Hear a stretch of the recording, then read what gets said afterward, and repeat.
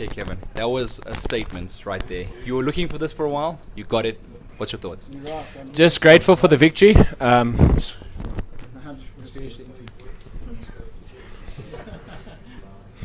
Just grateful for the victory. Arthur Mann's a tough competitor. He came here 15-0. I prepared for a man who's 15-0. Everyone's talking about Usyk vacating and going up. I didn't care about that. I was focused on Arthur Mann.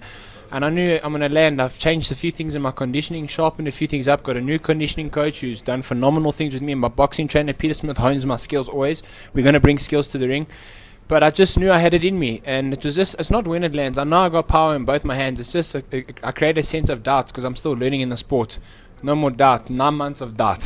9 months of doubting and I'll come back. I'm back now and the cruiserweights are going to have a problem. You fought a typical German sort of fighter, like a guards up sort of guy. How did you manage to figure it out? Because you landed it to the body quite a few times. Sure. And obviously you got through his guards, which ultimately ended him going down.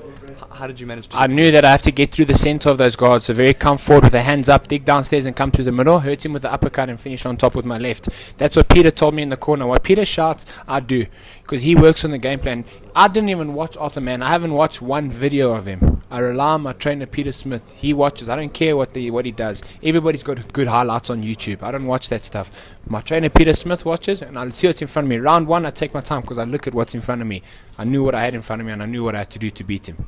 There's obviously a lot of hype around what happens next, and you're obviously a businessman yourself. Do you see yourself fighting in South Africa again, or are we looking maybe somewhere overseas for that one of the big unification fights? Hey, there's talks. Lerena-Okolie said all the best for your fight, Kevin Lerena. Let's unify in June on the Anthony Joshua card. So who knows? What's your thoughts on Lerena-Okolie?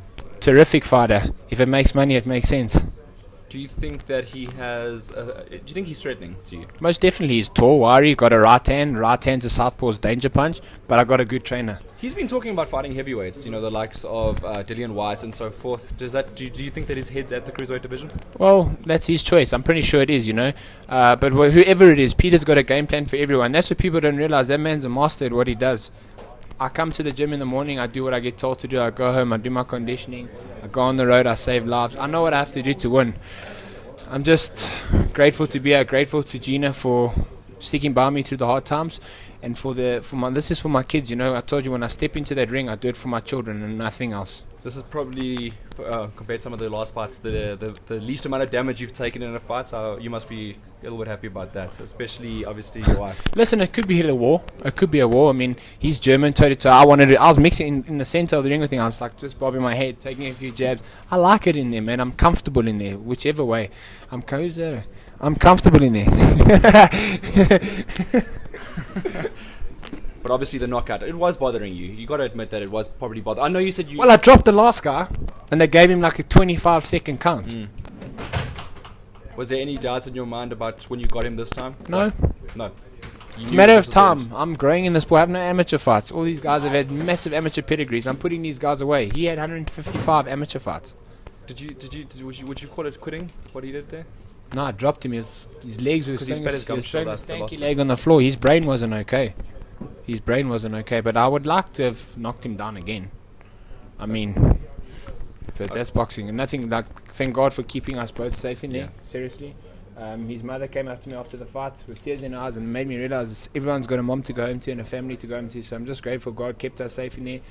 The better man won on the white, and they said that the man who wants it the most will win. Well, there they have it. When are you ready to get back in there again? June. Yes. I'll be fighting in June. Okay, perfectly. And just lastly, just a thank you to everyone that came out today and your sponsors. Thank you to you, because you're doing a great job for South African Boxing Talk. No one's seen this in the country before, and you guys and your team are doing a phenomenal job. Thank you to all my sponsors, my family, all my friends, my trainer Peter Smith, my conditioning coach, my entire team, and each and every single one of my sponsors who stand by me. The journey's been a long one, but it's going to be a fruitful one, and we're just going to grow from strength to strength. Thank you. Shot, Kevin.